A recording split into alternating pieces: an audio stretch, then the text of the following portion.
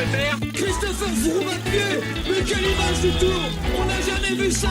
Aïe aïe aïe, attention Philippe, faut le faire rappeler. Allez mon grand, t'es grand aujourd'hui, t'es grand. Chapeau. Bonjour à toutes et à tous et bienvenue dans Chasse Patate, le podcast du groupe Eto qui décrypte l'actualité cycliste.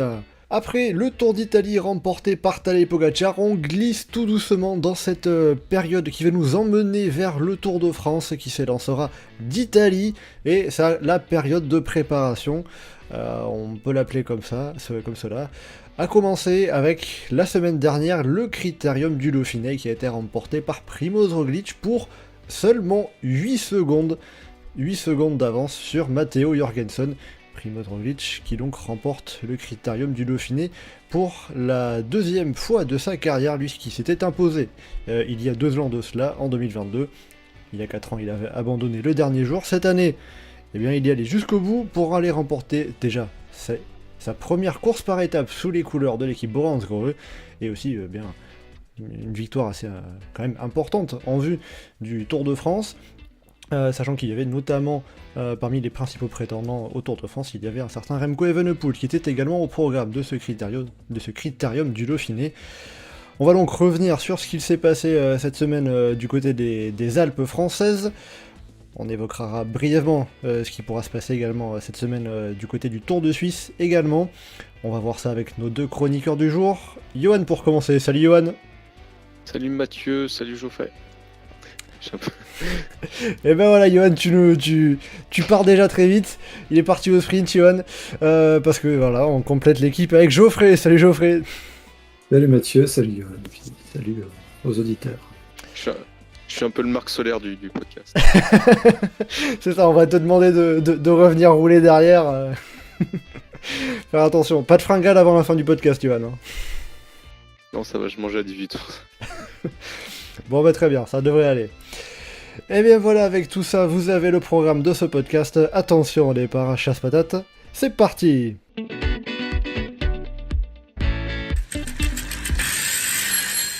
Alors déjà, bon, de manière générale, avant de rentrer vraiment dans le vif du sujet, ce Critérium du Dauphiné, donc remporté par Primož Roglič pour 8 secondes d'avance sur Matteo Jorgensen avec Derek G, qui est venu prendre la 3ème place de ce classement général. Déjà de manière globale, comment vous avez trouvé cette semaine, ce Critérium du Dauphiné, de manière générale, déjà? Heureusement qu'il y avait une course pour gazier en Belgique et aux Pays-Bas, parce que sinon, la semaine vélo, elle aurait pas été géniale. Hein. Tu t'es plus passionné par la Bruxelles classique et le Star ZLM Tour, hein. Ouais, le ZLM Tour, à travers le Harland. Ah oui, voilà, plutôt cette course-là, ouais, avec Gianni Vermeersch qui a réussi à la gagner après deux podiums. Il a réussi à... le face-à-face avec Jonas Abrahamsen, le n'importe quoi dans l'échappée, les engueulades dans tous les sens. Ah bah c'est Gianni Vermeersch, hein.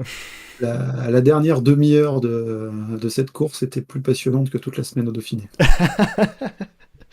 Ah bah oui, ça, on connaît ton amour des pavés, il y en avait un petit peu sur cette course. Mais oui, les courses pavées, c'est souvent plus animé de manière générale qu'en montagne. Bon oui, on ne dira pas non plus que le Critérium du Dauphiné a brillé par son animation, on va dire. La seule étape qu'on va vraiment retenir, c'est celle qui a été annulée, donc c'est dire. Oui, malheureusement d'une certaine manière, oui. On peut le dire ainsi. Johan, qu'est-ce que tu retiendrais de ton côté de cette semaine sur le Critérium du Dauphiné? Bah, moi, c'est le retour des résumés France TV sur YouTube qui fait très plaisir. Qui sont à chaque fois franchement très bien, et du coup, les étapes où t'as loupé un petit peu, ça marche vraiment bien. Oui, voilà, faut penser à ceux qui travaillent la journée et qui n'ont pas forcément le temps de suivre l'étape en direct. Là, j'étais en vacances, j'avais un peu le temps. Mais... Ah oui, voilà, non, mais t'avais une course un peu Vuelta, donc c'était beaucoup dans le final. Donc, tu captais un résumé où tu regardais un peu la course, ce qui se passait à la fin d'étape. Donc ça marchait pas mal, hein. C'était plutôt bien. C'était sympa à suivre. Très très déçu déçu et content que le col de Bel Air rentre dans la légende pour l'étape de Saint-Priest. Tu vois. Oui, parce que tu connais bien, c'est plutôt par chez toi, ça. Ah ouais, c'est vraiment d'entraînement là. Donc, voilà, d'ailleurs, c'est col de Bel Air. Je sais pas pourquoi ils ont mis côte de Bel Air. C'est scandaleux. Hein. C'est un col, il y a un panneau de col en haut. Hein, les 2 bornes à 5%, c'est un col. Mais Voilà. On avait les longues litanies de description des secteurs pavés par Geoffrey. On a l'engueulade de Johan sur le col de Bel Air. Voilà. bah oui, mais c'est important. Parce que c'est une Il y a quatrième qu'à catégorie, ils auraient dû l'appeler la côte du col de Bel Air. Il faut être précis. non. Après, si tu veux, il y a aussi ils ont pris la route principale, mais ta route à côté où c'est un peu plus raide. Enfin, bref, voilà. Euh, Non, mais non, enfin, j'ai bien aimé le Dauphiné. Après, c'était pas hyper intéressant, c'était pas hyper passionnant. Il y a eu un beau suspense à la fin sur la possibilité de défaite de Roglic, mais après, ça manquait un petit peu de panache quand même, en général. Donc pour toi, ça reste quand même un bon Dauphiné. On avait Geoffrey qui est bon, qui s'est un petit peu ennuyé cette semaine. Toi, t'as trouvé que c'était J'ai quand même pas mal. j'ai bien aimé. Après, c'est pas dans les bons Dauphinés de manière générale non plus. Ouais, donc, c'est-à-dire Ça, enfin, à comparer aux éditions récentes, tu préférais quoi un peu par exemple? bah après, pour prendre les éditions un peu plus récentes, c'est un peu plus vieux, mais de toute façon, enfin, toutes les fois où la dernière étape, ça fait renverser le général en fait. Où ça attaque de loin, où ça pète dès le premier col, où il y a des mouvements comme ça. Là, il n'y a pas eu d'étape où vraiment ça a été fifou. Donc, Toutes les années, on regrette que la diffusion télé, elle commence aussi tard. oui, voilà. Oui, Il là n'y a, c'est pas eu sûr. de peloton y a pas eu de peloton qui explose dans tous les sens en passant dans le Vercors et où on est là. Mais la diffusion dans 2 heures. Ah, Oui, là non. c'est bon, c'était pas trop un problème. Bon, au moins c'était un peu plus animé enfin, il y avait un peu plus de suspense, d'animation que ces 2 dernières années où Jumbo Visma Oui, oui. Après, dominait il y très avait le côté. largement. Oui, il y avait quand même le côté très rafraîchissant d'avoir des coureurs qui sont au même niveau. Hein. Ça change. Hein. On n'est Ouais. plus habitué, c'est bizarre. Mais c'est oui, d'une certaine manière, c'est vrai. Même pour un Primoz Roglic, même si voilà, on sait qu'il revient de blessure et puis en plus il y a eu des chutes, notamment sur l'étape de jeudi vers Saint-Priest. Bon, ça reste quand même Dauphiné, une course par étape de montagne qui se joue à pas forcément grand-chose. C'est pas quelque chose qu'on a vu souvent cette saison quand même. Non, mais après, il y avait eu les stats qui étaient sortis avec Roglic, comme quoi il gagne ses courses par étape. Globalement, c'est 10, 15, 20 secondes, 30 secondes, mais c'est jamais très, très gros, hein, c'est l'écart qu'il fait. Ouais, j'avais vu la stat passer sur Twitter, c'est la quatrième course par étape World Tour qui remporte pour moins de 10 secondes. Il y avait eu le Tour de Romandie 2018, le Tirreno 2019, la Catalogne 2023, et donc là le Dauphiné de 2024, à chaque fois pour 8 secondes maximum. Donc il est coutumier du fait. Mais on aura Mais il y a peut-être. l'occasion on aura Oui, l'occasion d'y revenir parce que ça s'explique aussi, d'une certaine manière, un petit peu que ça soit un petit peu quelque chose qui revienne de manière assez récurrente. Euh, Aussi un petit rappel, parce que je l'avais noté justement Primoz Roglic. Alors Geoffrey, pour le coup, tu avais misé sur Primoz Roglic quand on avait fait le bilan du Giro, on avait fait le petit pronostic pour le critérium du Dauphiné. Tu avais misé sur Primoz Roglic. C'était aussi le cas pour Titouan. Donc bon, à ce niveau-là, tu avais bien misé. Ça va, c'était pas non plus extrêmement compliqué, on va dire. Tu n'étais pas non plus parti beaucoup dans la recherche du compliqué. C'était Euh, pas la grosse cote, hein, clairement, non plus. Sur une course d'une semaine, Primoz Roglic, oui, vu la oui. concurrence qu'il y avait, Oui, voilà. Bon, de toute façon, on sait que t'es habitué à pas mettre des grosses cotes, hein. c'est parce que Mathieu Van Der Poel ou le Tokopeki n'étaient pas au départ du Dauphiné, hein, sinon. Le Tokopiki, qui pour le coup a fait une sacrée perf dimanche avec la FD Works sur la dernière étape du Tour de Grande-Bretagne. Ça, t'as aimé aussi, t'as peut-être limite plus aimé que ce qu'il y a eu sur le critérium du Dauphiné, là. Ah, le combo sur le même jour, le final au Tour de Grande-Bretagne féminin et l'étape du ZLM Tour avec le coureur qui anticipe le sprint de façon magique pour lever les bras et presque se faire sauter sur la ligne. Le combo de ces finaux qui ressemblent à rien et des engueulades dans tous les sens à travers l'Irlande la veille, ça c'est le cyclisme que j'aime. Voilà, c'est ça. Voilà, bon, sur le Dauphiné, il y a eu un semblant de sprint entre Matteo Jorgensen et Carlos Rodriguez sur la dernière étape. On a fini par ça, quoi. Il n'y a pas eu Ah, non ce plus. sprint était magique. Ce non-sprint absolu. T'as Ah l'impression ouais, qu'ils passent en haut d'un col de deuxième catégorie à 150 bornes de l'arrivée et ils ont pas envie de se jouer les points. ouais, surtout que j'aurais bien aimé que. Enfin, façon de parler, mais que Primoz Roglic gagne pour moins de 4 secondes Par rapport au bonif. par rapport au bonif. Parce que Jorgensen qui laisse la victoire et qui offre la victoire Mais et il qui a se laissé laisse sa avoir. victoire ou pas? Parce que Avec les bonifs cumulés sur la semaine et la victoire qu'il y avait avant, est-ce que sur le temps effectif, Jorgensen ne serait pas devant Roglic? Alors je vais vérifier ça. Au total, Primoz Roglic a pris 26 secondes de bonification, Matteo Jorgensen 16, donc en enlevant les bonifications, Matteo Jorgensen est devant pour 2 secondes. Voilà, donc encore une fois, une course par étape que Primoz Roglic remporte grâce aux bonifications. Ça, c'est pas non plus une nouveauté. il devrait aller sur le Tour Poitou-Charentes, c'est ce genre de course. Ça. Ah là, en plus, il y aura un bon gros chrono cette année, ça devrait bien lui plaire. Bon, écoutez, je vous propose qu'on rentre un petit peu dans le détail de la façon dont Primoz Roglic a remporté ce critérium du Dauphiné. On l'a dit, ça s'est joué à pas grand-chose. On l'a évoqué par à la fois le faible écart et aussi l'aspect où, en enlevant les bonifications, Roglic est derrière Jorgensen. Comment vous l'avez trouvé, le Slovène, déjà sur cette semaine, où quand même il remporte 2 étapes?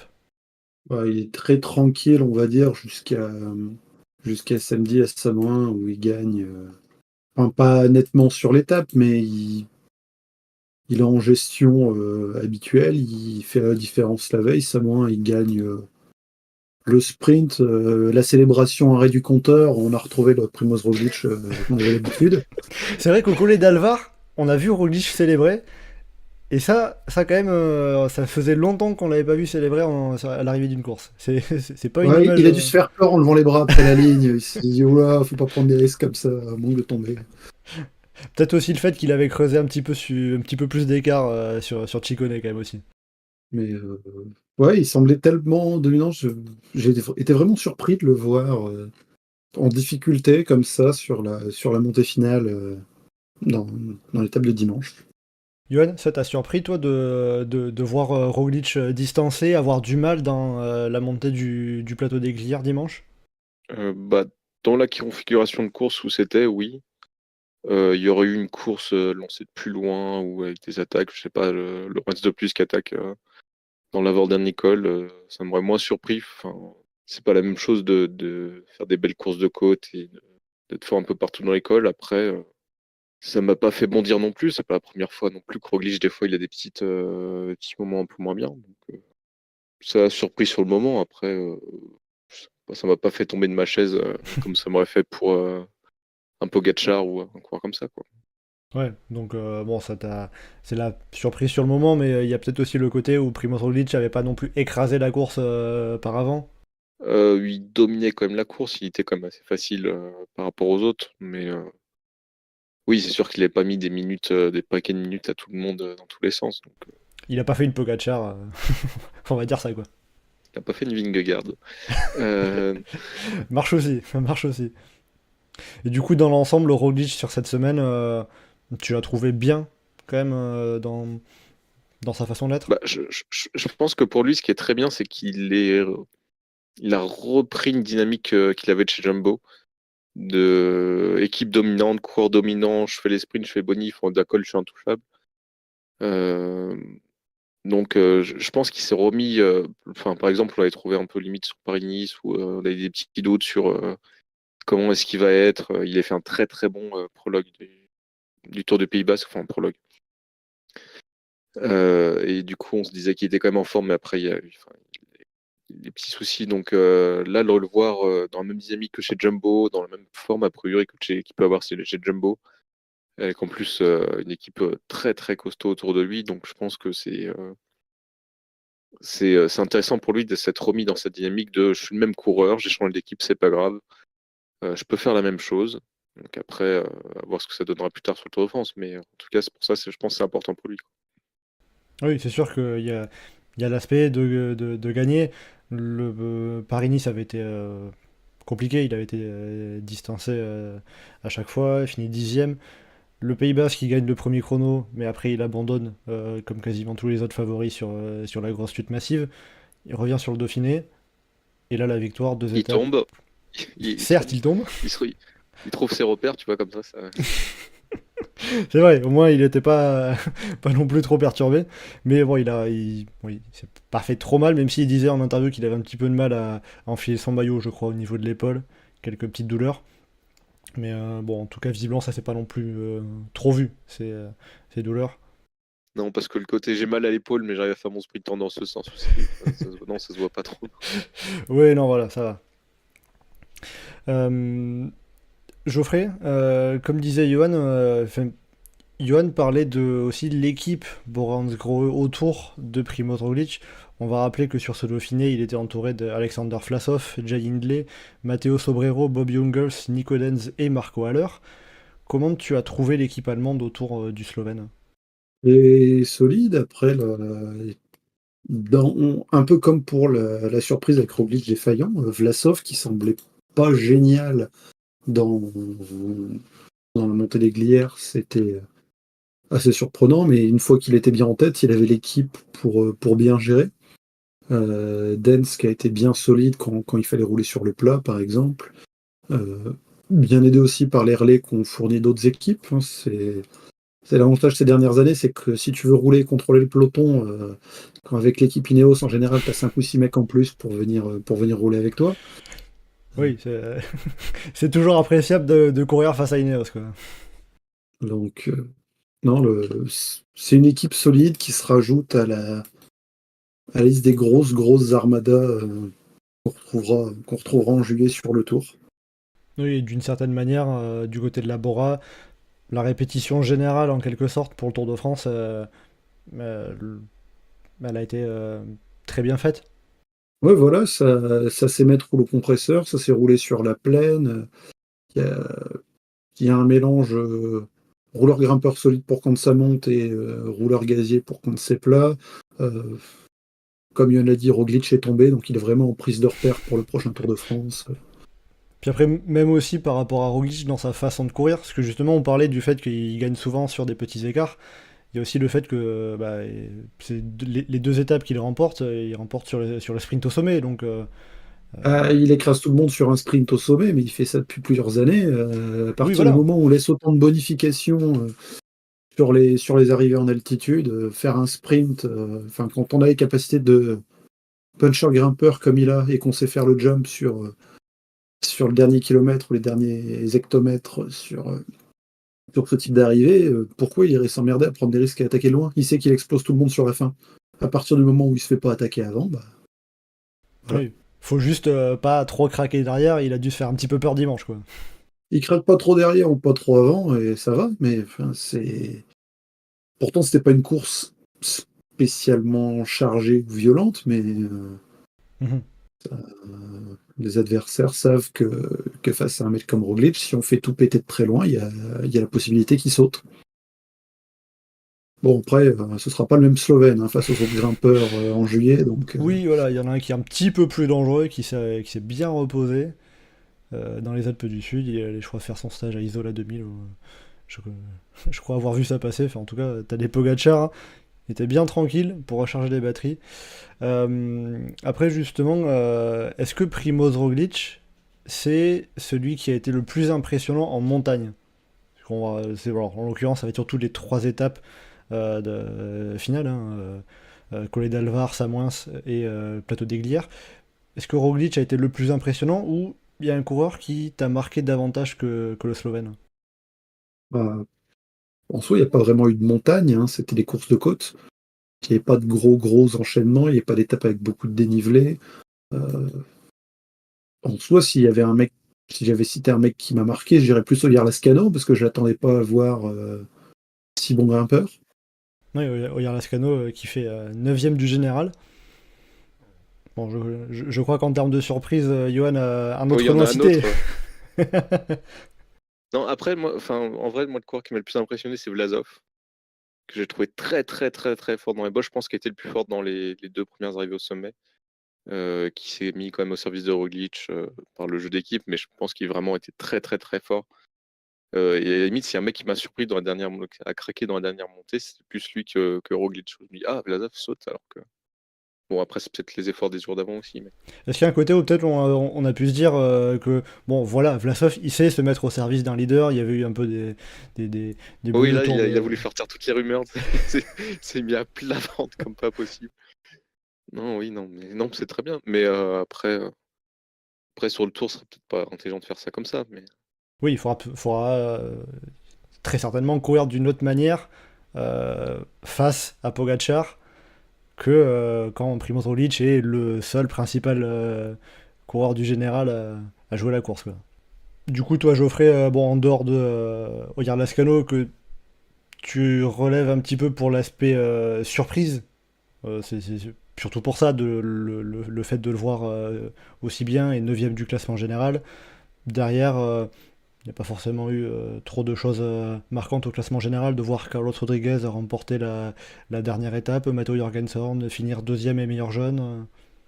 Bah, Carlos Rodriguez qui gagne l'étape, ça récompense quand même un peu Ineos. Au moins, les équipiers, ils ont pas roulé juste pour la concurrence.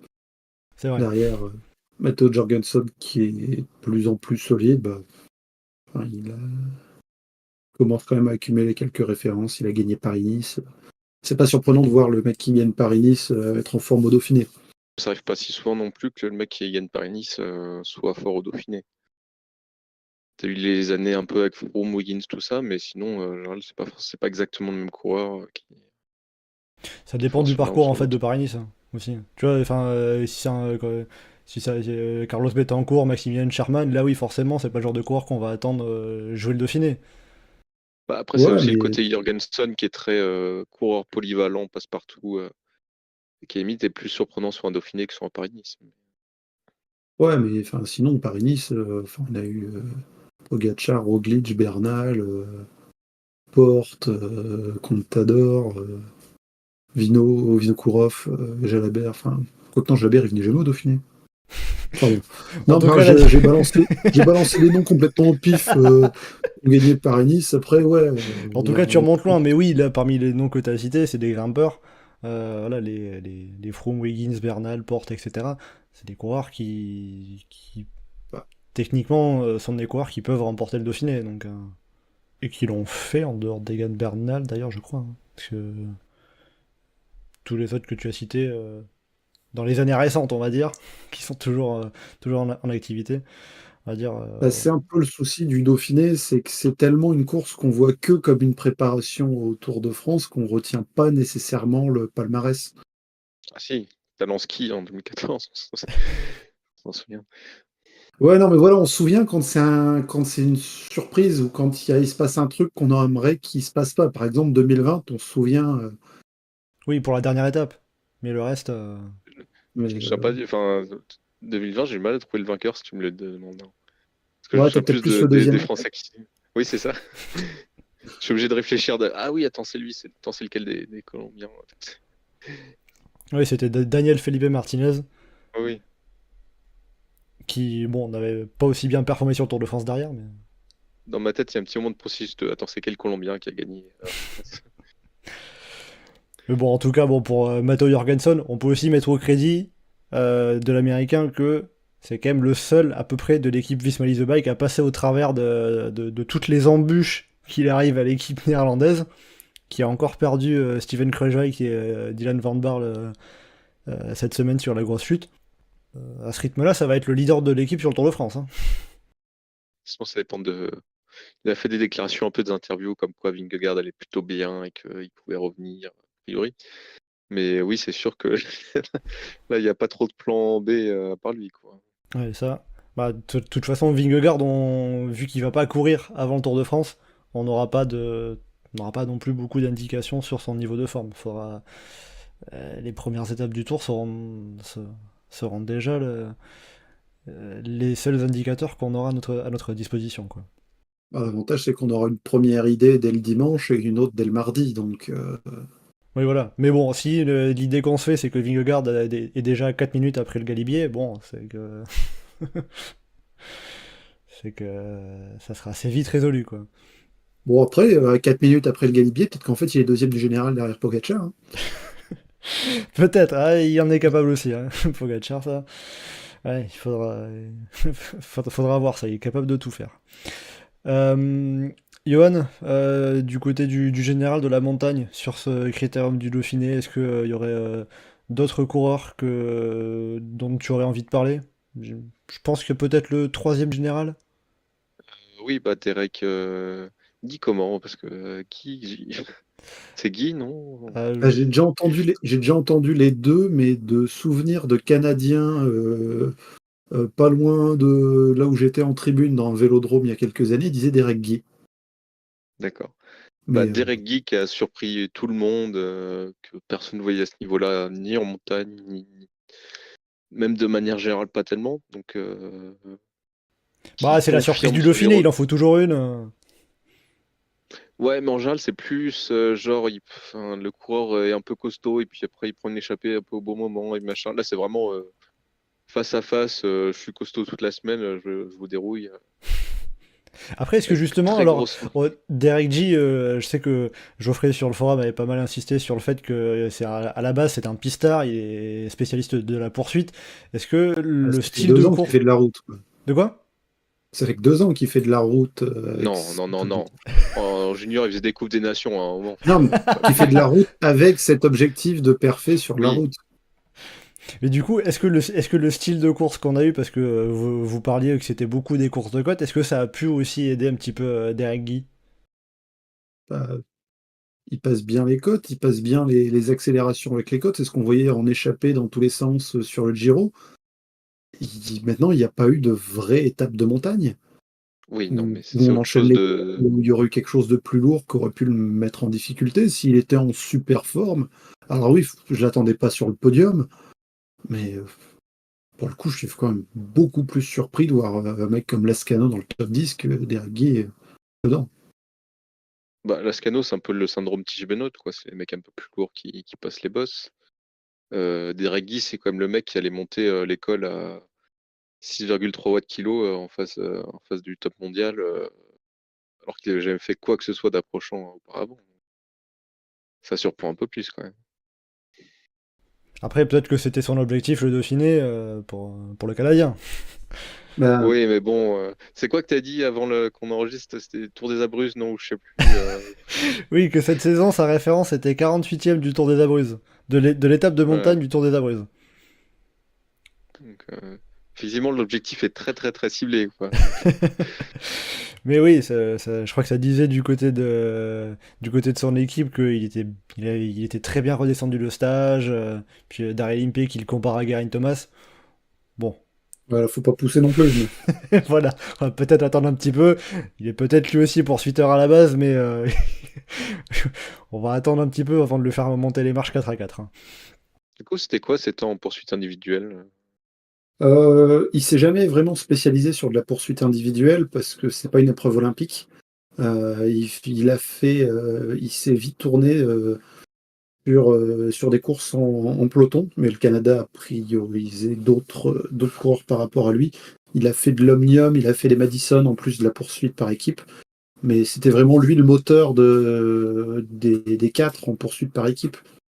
Et enfin, ils ont fait des podiums en Coupe du Monde, ils ont enfin plusieurs titres panaméricains, il en a même en solo. Et il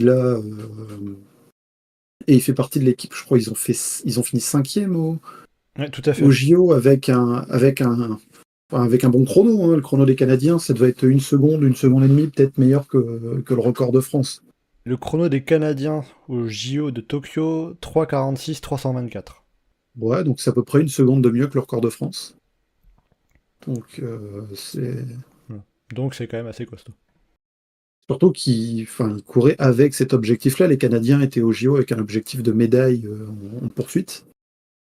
Bon, bah ça, ça a foiré, ils font que cinquième, mais c'est pas le premier poursuiteur à Bréau-Montagne, surtout qu'il a une pointe de vitesse qui est pas dégueu, ce qui permet de jouer sur du sprint. Je veux dire, c'est pas le poursuiteur de poursuite individuelle qui est juste, enfin, qui met 1,5 km à être lancé pour être à fond. C'est pas lui qu'on va voir faire des sprints d'1 kilomètre à la Mila Nougana, par exemple. C'est pas le poursuiteur sprinter, c'est vraiment le poursuiteur rouleur qui, enfin, ce qui me semble pas déconnant de le voir performant en montagne en ajustant sa masse pour garder un bon rapport poids-puissance. Maintenant, je m'attendais pas à le voir troisième non plus, mais vu ce qu'il a fait sur le Giro l'année dernière, le voir pas dégueu sur un top 10 sur un Dauphiné, alors qu'il y a plein d'autres coureurs qui sont là juste en préparation pour un mois après, alors que lui, à mon avis, non. Ça peut jouer. Puis comme tu disais, Johan, talent de skill l'a gagné le Dauphiné. Donc oui, après, c'est aussi un peu l'aspect où le Dauphiné, comme c'est aussi une course qui est de plus en plus désormais abordée comme une préparation au Tour de France, ça peut aussi favoriser des surprises comme on peut avoir, regarde la Scano avec Derek Guy. De plus en plus, on se souvient d'Armstrong qui arrivait complètement dedans sur le Dauphiné dans le Tour de France. Hein. C'est pas forcément nouveau non plus. Ah, la victoire d'Inigo Landalouz, tu sens qu'on n'est pas sur le mec qui va gagner sur le Tour. Hein. Oui, c'était des préparations différentes, on va dire. Oui, parce que là, Derek Guy, clairement, c'était le leader du Dauphiné, et puis après, ce sera Chris Froome, le leader pour le général sur le Tour de France. Après, Chris Froome, on l'a quand même bien vu sur ce Dauphiné. Hein. Bah, On l'a énormément vu à l'avant quand la course était arrêtée pour discuter avec les organisateurs. Ah oui, moi j'avais souvenir de le voir distancer à chaque fois, il était filmé quand il se faisait lâcher. Parce que c'est Chris Froome. Bon voilà, après, par rapport aux coureurs qui ont vraiment marqué aussi, un mot quand même, sur Remco Evenepoel, on entendait beaucoup le Belge qui s'était lui aussi blessé un peu plus gravement que Primož Roglič sur le Tour du Pays Basque. Il est revenu à la compétition à l'occasion de ce critérium du Dauphiné, sans avoir beaucoup de certitude non plus quant à sa forme. Il a remporté le contre-la-montre, ce qui lui a permis de prendre le maillot jaune, mais il a ensuite souffert en étant distancé sur les 3 étapes de montagne derrière. Est-ce que c'est inquiétant pour le Tour de France, ou il y a un côté rassurant de se dire que bon, il n'est pas non plus complètement à la rue Ouais, il n'est pas à la rue, il reste un très solide rouleur. Les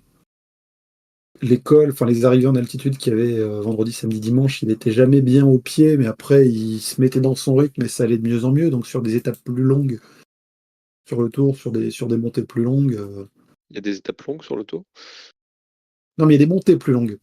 Il y a l'étape du plateau de Baye, qui fait plus de 200 bornes.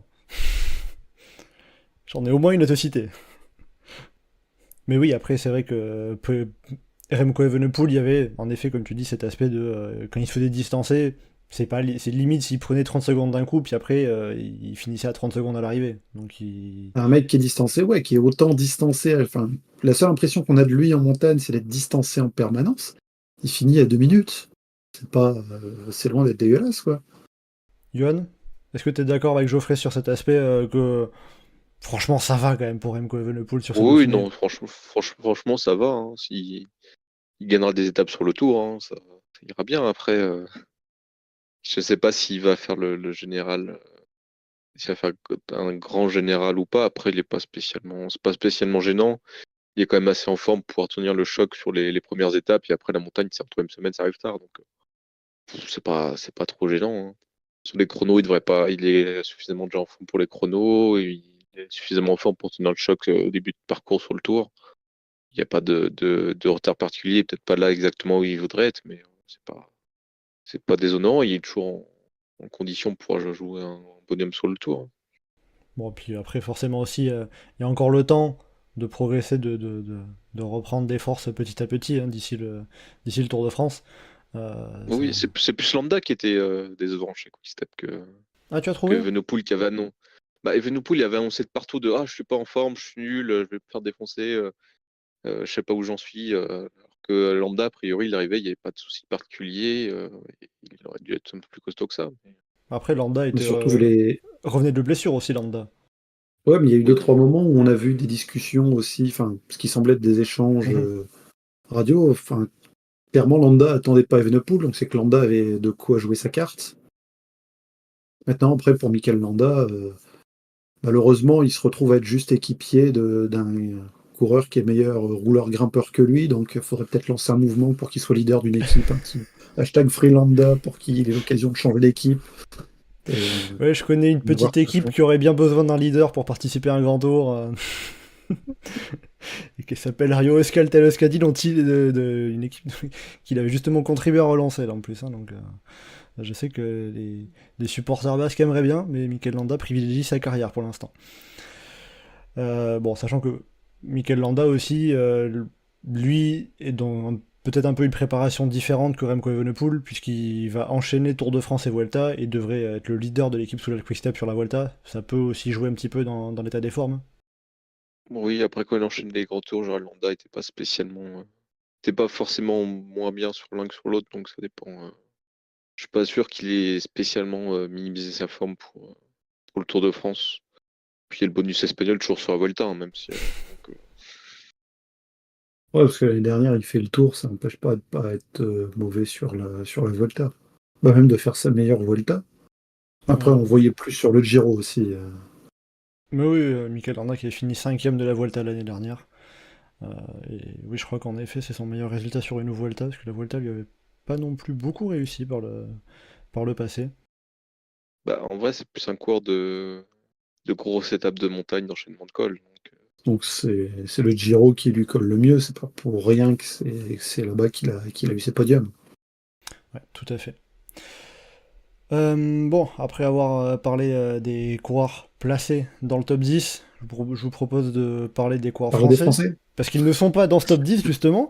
Ils sont tout juste dans le top 15. Enfin, il est tout juste dans le top 15. David Gaudu, meilleur français, qui est à la 15e place à 11 minutes et 10 secondes de Primoz Roglic.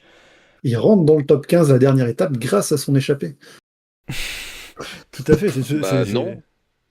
Bah, il Enfin, ça se dépasse trouve, il Marc aurait été. Solaire Oui, la dernière étape. dépasse Marc Oui, mais Soler, en ça se effet. trouve, il aurait pas pris l'échappée, il aurait été encore mieux classé sur la dernière étape. Hein, c'est pas. Bon, enfin, il doit avoir Ouais, peut-être 3 ou 4 minutes de... ouais, il a quand Oui, même. oui, non, mais il y a de la marge, mais il aurait pas fait 14e. Mais Il avait il 4 aurait eu minutes. 30 secondes de moins, quoi. Il est à 4 minutes 13 de Luis Mentis devant lui. Donc, ça va faire sacré retard à rattraper quand même. Mais donc du coup, sur le bilan français de manière générale, donc on a David Gaudu qui est 15e du général, on n'a pas eu de victoire d'étape, mais on a eu 2 podiums avec Hugo Page, 3e de la première étape au sprint, remporté par Mats Pedersen, devant Sam Bennett. Ça permet de le signaler, parce que les sprinters bon, sont pas forcément toujours beaucoup à la fête sur le Dauphiné, d'autant plus que l'une des 2 étapes qui pouvait leur revenir a été neutralisée et dont le final a été annulé. Et on a eu également Romain Grégoire qui a pris la 2e place de la 3e étape. 3e étape qui avait été remportée par Derek Guy pour Johan. Romain Grégoire qui avait cru à la victoire, mais en revenant sur le Canadien, mais le Canadien l'a repassé dans les tout derniers mètres à l'arrivée aux Estables. Bon, voilà un petit peu pour le bilan. Qu'est-ce qu'on peut dire de ce critérium du Dauphiné pour les coureurs français? Est-ce que c'est une semaine décevante? Est-ce qu'on peut parler de ça? On peut pas dire C'est- qu'elle soit satisfaisante. Hein. Ah, tu manies la litote, hein. Il y a un peu un côté où la statistique cache un peu ce qui s'est passé en course, parce qu'il y a quand même plusieurs étapes où les Français sont pas, enfin, auraient pu gagner, sont pas passés loin de gagner. C'est pas non plus une course où ils ont été invisibles, où on les a pas vus, où il s'est rien passé de leur côté.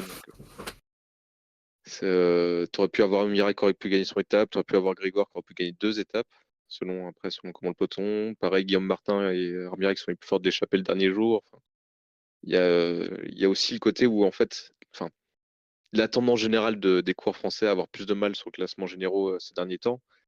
Mais après, les Français border, ils sont toujours là, ils auraient pu passer. Après, il n'y a pas eu beaucoup d'échappés qui sont joués l'étape non plus. Donc, ça vient aussi de là le manque de réussite. Après, Donc pour toi, c'est pas surprenant?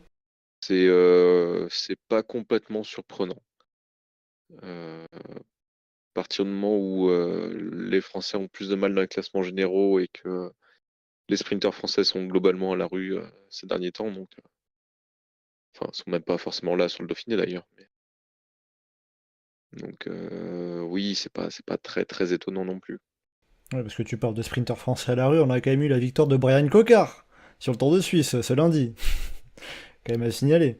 Avec son superbe équipier, le derrière de Arnaud Delis. Ah bah, je pense qu'il va falloir créer un duel à la fin, Arnaud Delis versus son matériel. Je sais pas qui va gagner, là, clairement. Franchement, tu fais une vidéo de Arnaud Delis avec une batte de baseball. Le sponsor, il va pas aimer, mais Ouais, Orbea qui avait bien mis l'argent pour équiper l'Auto-Destiny. Mais bon, là, ça permet évidemment de citer quand même bah, la bonne perf de Brian Cocard, le très bon résultat côté pro. Je dis côté pro parce qu'on a aussi des bons résultats chez les espoirs avec bah, justement, je crois que c'était Paul Magnier qui a également gagné sur le Giro Next Gen, Giro Espoir, et également au sprint pour le coureur de Solar Quickstep qui est redescendu dans la réserve pour cette course espoir. Geoffrey, pour revenir sur ce critérium du Dauphiné, est-ce que, comme Johan, tu es un peu dans l'état d'esprit de se dire que, bon, bah, finalement, on n'a plus tellement de coureurs qui sont en mesure de jouer le classement général. Côté sprinter, c'est compliqué, surtout qu'on n'avait pas non plus de très grands noms par rapport à la concurrence au départ de ce Dauphiné. Donc, c'est pas tellement étonnant. Côté sprinter, on s'en fout un peu sur le Dauphiné, donc c'est pas trop gênant. Le... Ouais, Romain Grégoire est pas passé loin, ça aurait vraiment été un beau succès. C'était un super duel. Le final aux estables était intéressant à suivre. Ouais, la loge, il passe quand même. Armira, il passe quand même un peu plus loin parce qu'il est repris plus tôt, ça aurait été bien, mais c'est pas comme s'il se faisait sauter sur la ligne Oui, dans les tout derniers mètres, quoi. Il s'est fait il s'est fait reprendre juste avant qu'on voit plus rien à cause du brouillard, de toute façon. ouais, t'es limite mieux comme ça, quoi. Après, au général, comme je suis pas vraiment d'accord, parce que David Gaudu doit faire mieux que 15e. Puis, enfin voilà, quoi, c'est pas un 15e, mais il est à 42 secondes du top 10, et c'est parce qu'il y a plein de cordes en même temps, non? Il a plus de 10 minutes du podium, donc c'est beaucoup, beaucoup trop loin. Tant qu'il pèse sur la course non plus, il est présent dans une échappée, mais enfin, c'est Et sans puis, plus, quoi. Je veux dire, Gaudu qui est pas l'échappée. le seul en montagne non plus, hein. Il y avait un Guillaume Martin qui finit 19e du général également. Ouais, non. Autant pour les étapes, c'est passé pas loin, donc on peut dire c'est dommage. Et puis c'est encore moins grave, on va dire, parce que bah il y a la victoire de Brian Cocker sur le Tour de Suisse qui fait plaisir. Ouais, bien Maintenant sûr. pour le général, là, ouais, c'est vraiment pas bon. Mhm. Et justement, il y a seulement 2 fois dans l'histoire, d'ailleurs, par rapport à au Français le mieux classé, il y a seulement 2 fois dans l'histoire que on a eu le premier Français moins bien classé que cette année. C'était en 2012, Coppel qui était 17e et 2022, Gaudu qui était 17e également. Mais sur ces 2 années-là, on avait eu au moins une victoire d'étape. Là, cette année, ça n'a pas été le cas. C'est pas pour autant qu'il faut s'alarmer à outrance non plus. ça veut dire qu'on va avoir Non, des bons Tours de France côté français, non? Parce que ouais, c'est ça, parce 2022, que ça... 2012, il y a plein de victoires d'étape. Il y a, on a quoi, on en a deux dans le top 10. Et Pinot Roland. 2022, il y a Gaudu 4e, il y a Bardet, enfin, puis même Madouas qui sont dans le top 10. Et Donc faut pas s'arrêter à ça et se dire que la vérité de juin est pas forcément celle de juillet. bah, la vérité de juin est rarement celle de juillet, à part pour Sky Winners. Et encore, même pas toujours. Oui, oui, c'est vrai que l'époque Wiggins-Froome, l'équipe britannique avait pris l'habitude de viser la victoire sur le Dauphiné pour lancer sa victoire sur le Tour de France. Même si Chris Froome a fini par être battu quand même en 2017 par Jakob Fuglsang. Bon, du côté de l'équipe britannique, on s'était rattrapé l'année d'après avec Geraint Thomas qui a refait le doublé à son tour. Mais bon, ça permet de dire que ça dépend un petit peu. Mais bon, on n'attend pas forcément de nos coureurs français qu'ils visent la victoire. Mais de voir David Gaudu 15e, Guillaume Martin 19e au général de ce Dauphiné, ça veut pas forcément, ça n'annonce pas non plus un mauvais Tour de France. Non, ça annonce juste un mauvais critérium du Dauphiné pour les Français. Voilà. Et justement sur David Gaudu, un petit passage parce que l'année dernière, il avait été en difficulté déjà sur le critérium du Dauphiné. Il avait fini 30e, c'était beaucoup plus compliqué pour le grimpeur breton de la Groupama FDJ. Et après ce critérium du Dauphiné, il a dit vous vous inquiétez peut-être pour moi, mais ce n'est pas mon cas. L'an passé, à la même époque, je n'aurais pas tenu 2 km à cette allure-là. Je ne suis pas au top, mais ça n'a rien à voir avec ce que j'ai connu en 2023. Mais est-ce que sur cet aspect, on peut dire que, bon, il y a du positif, la préparation est un petit peu mieux que l'année dernière, où Gaudu n'avait n'avait ensuite pas vraiment été extrêmement Bah, brillant sur le Tour de France. Il avait fini à la 9e place du classement final du Tour de ouais, France. si on compare sa préparation et qu'on essaie d'en tirer des conclusions pour le Tour, en 2022, il gagne des courses, il gagne une étape du Dauphiné avec la Manière et il finit au pied du podium. L'année dernière, il est très bon, enfin il est très bon. Il est bon sur le Paris-Nice, sur le Tour du Pays Basque. Il fait juste un fond de top 10 sur le Tour. Donc, enfin, Oui, là pour le coup, cette saison d'ensemble est un petit peu plus mitigée pour l'instant, on va dire, avec bah, seulement le week-end franc-comtois qui était positif. Avec c'est très mitigé, quoi. Quand t'as enfin, il y a quoi, une victoire et un podium dans des courses plus ou moins niveau Coupe de France, C'est ça. euh, ça fait pas très prétendant au podium du Tour, quoi. Mhm. Maintenant, s'il nous fait mentir et qu'il est dans le coup pour jouer le podium sur le Tour, tant mieux. Maintenant, s'il se contente de tout faire pour le Tour et d'enquiller les fonds de top 10 pendant 7 ou 8 ans, comme a fait Romain Bardet, enfin, j'ai pas envie que dans 6 ou 7 ans, David Gaudu se dise ah, c'est quand même dommage, j'aurais dû aller au Giro. Oui, c'est sûr que là, en étant le seul leader de son équipe, et puis en plus avec Lenny Martinez qui va partir, qui pourra pas l'aider à partager un peu les rôles, il y a un peu ce risque que David Gaudu se retrouve bloqué en tant que leader d'une équipe française à devoir jouer le Tour de France chaque année. Même si bon, je crois que j'avais vu, j'essaie de retrouver ça, mais qui disait lui-même que viser le Tour de France, il aime ça et ne pas forcément faire le Giro, c'est pas tellement un problème pour lui. Oui, non, mais il aime sûrement le Tour, ça, lui, on peut pas lui en vouloir de ça. Mais vu de l'extérieur, voir un mec qui a déjà réussi à faire 4 du Tour, se contenter ensuite de faire rien de l'année, entre guillemets, pour venir faire 7e, puis 8e, puis 6e, puis 9e en juillet. Bah, après, c'est que depuis cette année, hein, enfin, l'année dernière, il faisait un beau début de saison. Donc Bah, on ouais, verra, on verra si, là, on verra s'il fait une belle fin de saison avec la Vuelta aussi. Parce que David Gaudu est prévu sur la Volta pour l'instant. Oui, je trouve que c'est tôt pour faire des conclusions, alors que c'est juste qu'il n'avance pas, qu'il n'est pas en forme. Mais on verra dans 3 ans si vraiment c'est une catastrophe ou pas, quoi. Oui, bah, puis c'est Là, que oui, pour le moment, tous les ans, enfin, on met de côté 2020 forcément, mais tous les ans, il avait des résultats probants sur les différentes courses World Tour de début de saison. Enfin, de début de saison, à n'importe quel moment, quelque part, entre le printemps et. Enfin, entre même l'hiver parfois et le mois de juin, quoi, parce qu'il est podium. C'est oui, plus après, en début d'année, il avait gagné en Romandie, il a gagné au Pays Basque, il a fait son podium à Liège, oui. Si on regarde sur 2023, c'était deuxième de Paris-Nice, quatrième du Tour du Pays Basque, et il finit neuvième du Tour de France. En 2022, c'était cinquième du Tour d'Algarve, mais derrière un peu plus compliqué, malgré une victoire au jeté de vélo devant Wout van Aert sur le Dauphiné, et il finit quatrième du Tour de France. Donc ça veut dire que Dauphiné finit à la 17e place, ne veut pas forcément augurer d'un mauvais Tour de France.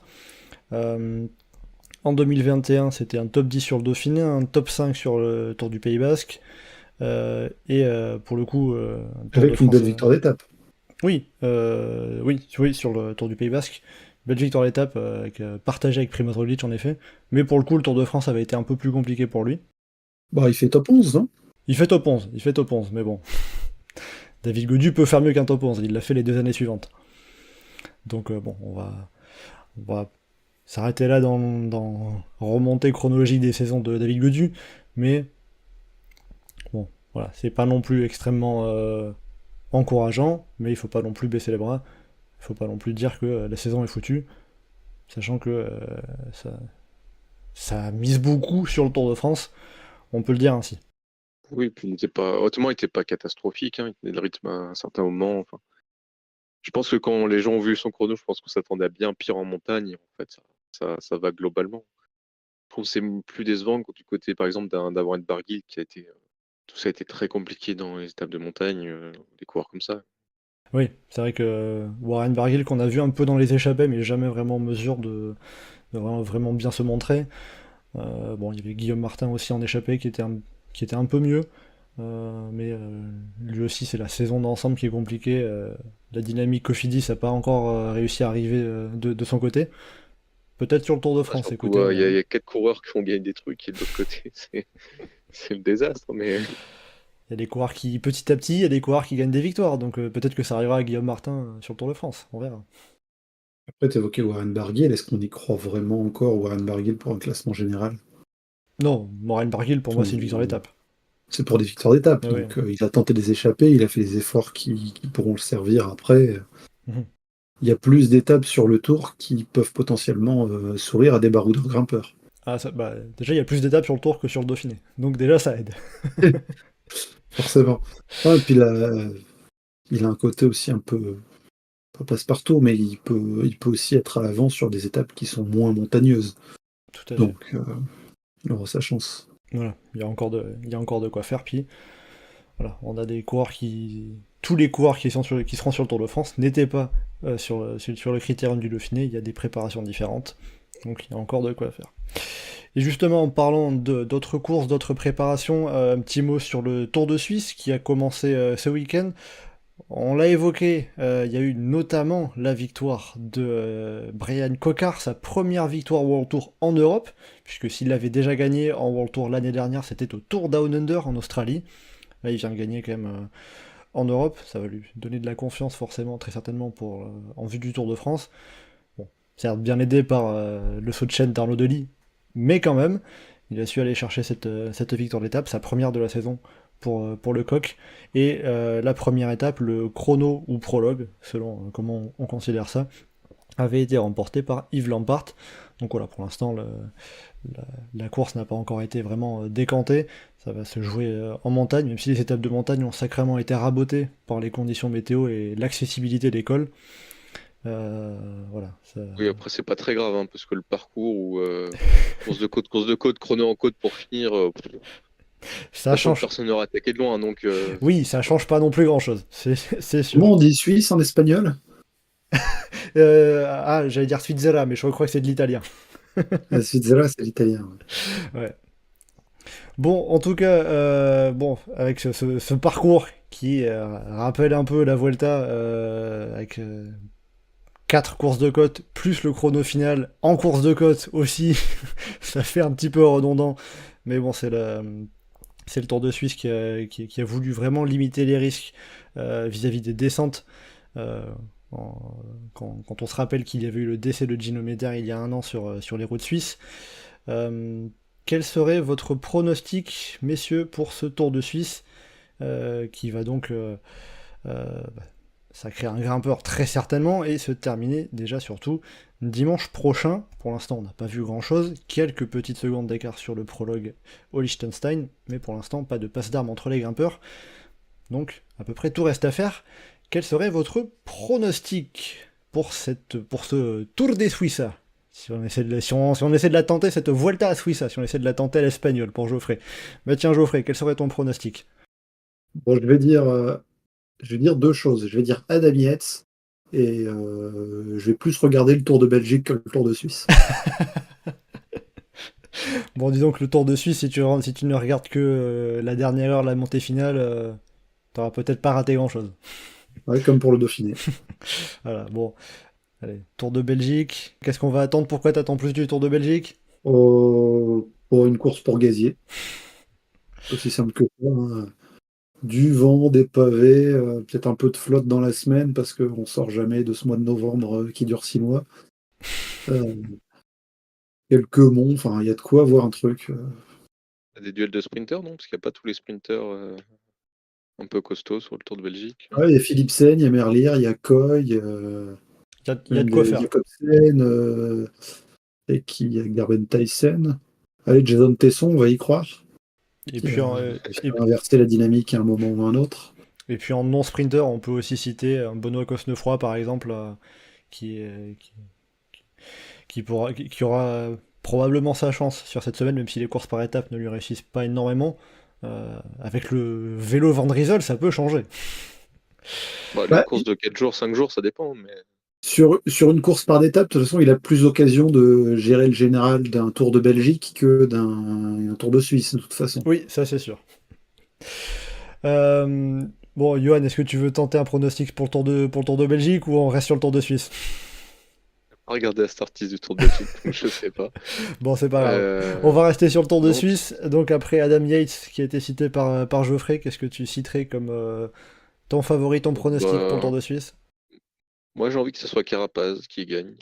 Ça ferait un beau vainqueur. Il y a un parcours qui convient bien. Il était fort sur le Romandie, c'est lui qui avait gagné l'étape Rennes, donc pourquoi pas. Eh ben, je suis surpris par ton pronostic, Johan. Je pensais que tu aurais dit en premier Cassia Nievadoma. Mais c'est en fin d'année le Tour de Suisse, non? Ou c'est maintenant?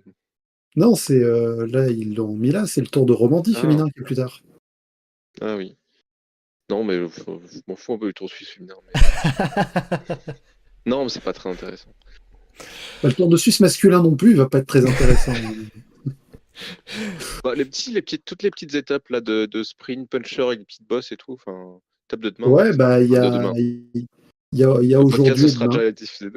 Enfin, Il y demain, a ça marchera aujourd'hui et pas demain. parce que l'heure du Enfin, podcast sera quand ça sera diffusé, mais voilà, si vous écoutez le podcast à partir de mercredi, bon bah vous pouvez remballer les étapes intermédiaires intéressantes du Tour de Suisse. Ça tombe bien, le Tour de Belgique commence ce mercredi, si vous écoutez. Voilà, la propagande pour les courses du Nord continue par Geoffrey. Bon voilà, bon pour finir sur le Tour de Suisse, vous avez cité Adam Yates, Richard Carapace. Bon, je vais citer peut-être Egan Bernal, qui avait bien commencé cette saison, qui vise le Tour de France. Il avait été 3ème du Tour de Catalogne, donc 7ème de Paris-Nice. Pourquoi pas bien l'attendre sur ce Tour de Suisse avant de le retrouver au départ du Tour de France. T'oses pas citer Lenny Martinez? On va pas, Ouais. on va pas tenter de citer un Français au cas où il remporterait une course par étapes pour le Tour, enfin.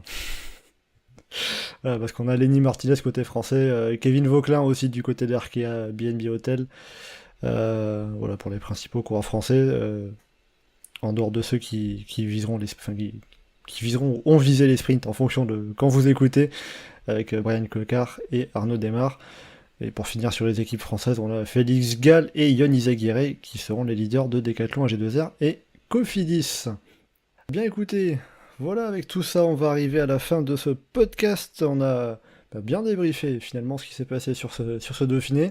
Geoffrey, tu n'étais pas très enthousiasmé, mais finalement il y avait des choses à dire avec ce qui s'est passé, les courses de Roglic, d'Evenepoel, de Derek Guy également. Il y avait pas mal de sujets. Et donc aussi la victoire de Brian Cocard sur le Tour de Suisse à suivre parce qu'on toute cette on semaine. n'a pas trop évoqué le Tour de France alors qu'il nous avait demandé à l'avance. Et bien le Tour de On France, parlerait plus Dauphiné que du Tour. Le Tour de France, du coup, oui, on a parlé pas mal du Dauphiné. Ça ouais, pour la prochaine fois. voilà, le Tour de France, on va se le garder pour le prochain podcast. D'ici 2 semaines, ça sera l'occasion, bien évidemment, de faire la grande présentation du Tour de France, de passer en revue les favoris, les outsiders. Qu'est-ce qui pourrait se passer? Qu'est-ce qu'on va attendre de cette grande boucle? T'as pas préparé un quiz sur le Dauphiné pour aujourd'hui, Mathieu? J'ai pas préparé, là, on va se garder ça pour les lives. On en fera sur le Tour de France, bien évidemment. On se retrouvera à chaque journée de repos. On ne manquera pas ça, bien évidemment. Écoutez, Johan et Geoffrey, merci beaucoup d'avoir participé avec moi sur ce podcast sur le critérium du Dauphiné, et un petit peu sur le Tour de Suisse, et un petit peu sur d'autres courses, parce que vous aimez bien parler d'un petit peu toutes les autres courses. Il faut bien digresser un petit peu. Mais enfin, voilà. Et donc, comme je l'ai dit, prochain podcast Chasse Patate dans 2 semaines. En attendant, vous pouvez nous retrouver sur le site et le forum du groupe Eto, legroupeeto.fr, ainsi que sur nos différents réseaux sociaux, Twitter, Facebook, Instagram et Threads. N'hésitez pas à commenter, liker et partager ce podcast. Merci beaucoup et à bientôt dans Chasse Patate.